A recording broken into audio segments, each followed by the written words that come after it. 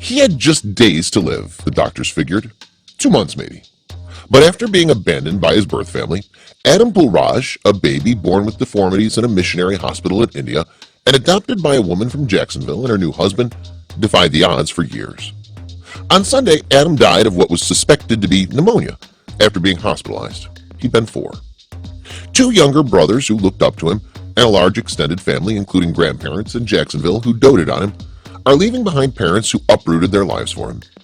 His story, first published on Thanksgiving Day by the Times-Union in 2011 and picked up by major news outlets and blogs, went viral and encouraged people around the world to donate hundreds of thousands of dollars to help pay for his medical expenses, as well as offering his parents assistance, prayers, and accommodation while finding care for their son.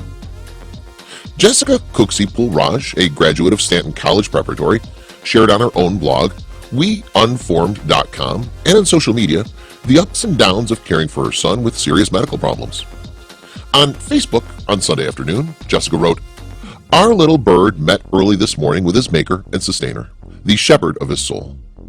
Jessica, a nurse, and Raja Pulraj, an Indian psychiatrist, were only married for 6 months while working at a missionary hospital in Assam, India.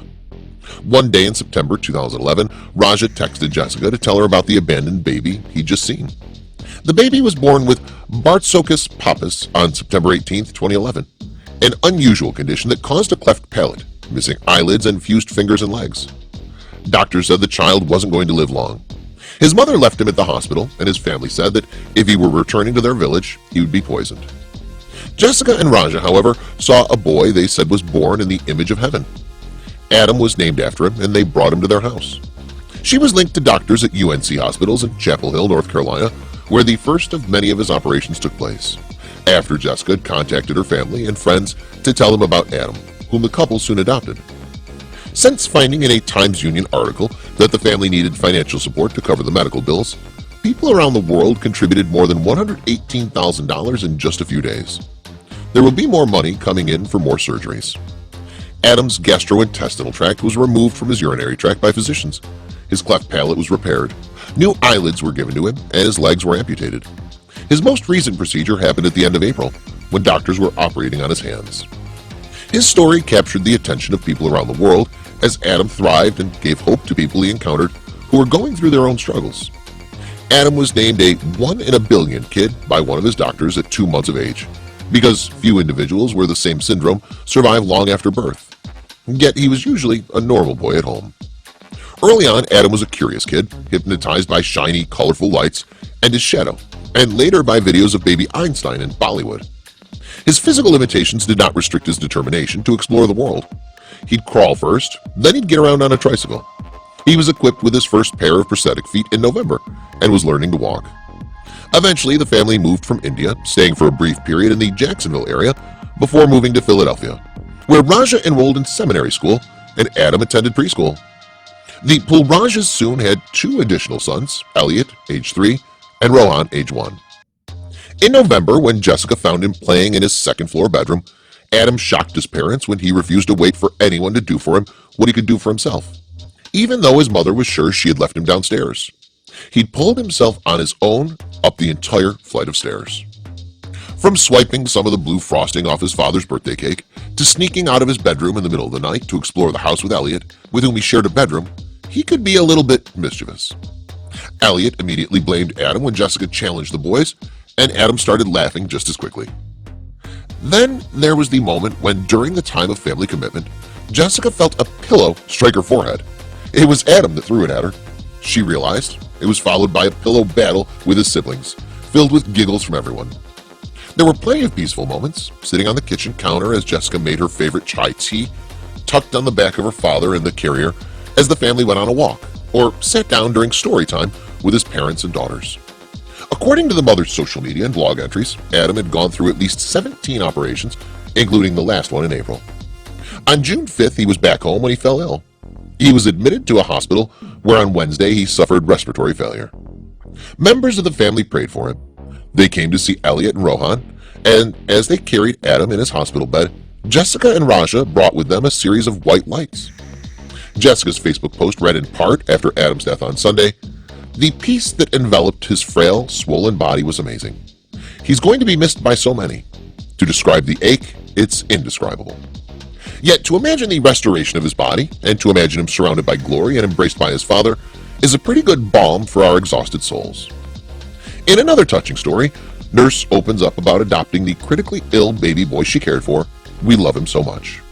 Little Blaze's birth mother asked nurse Angela Farnan to keep the baby boy, who was born with a rare heart defect.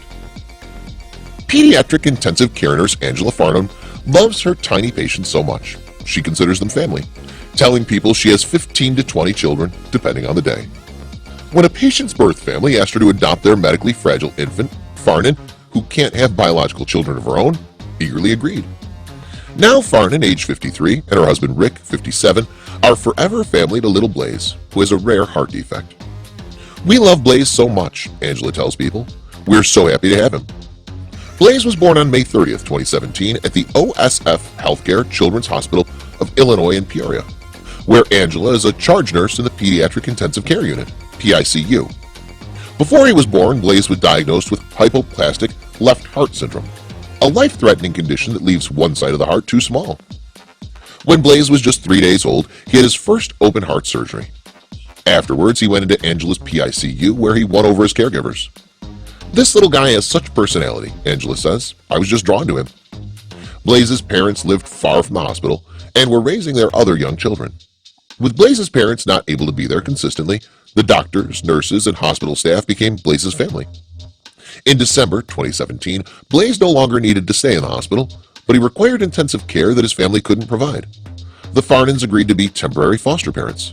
They agreed to keep him until March 20th, the date of his second procedure. During that time, we fell in love with him, says Rick.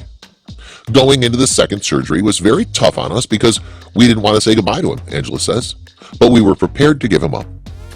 In the hospital following the surgery, though, Blaze's mother made an unexpected, heartfelt request. In Blaze's best interest, she asked, would the Farnans please keep him? Without hesitation, the tearfully overjoyed couple agreed. The adoption was finalized last June. A band of nurses is rallied to help Blaze whenever Angela and Rick, who runs a waste oil furnace business, cannot be there.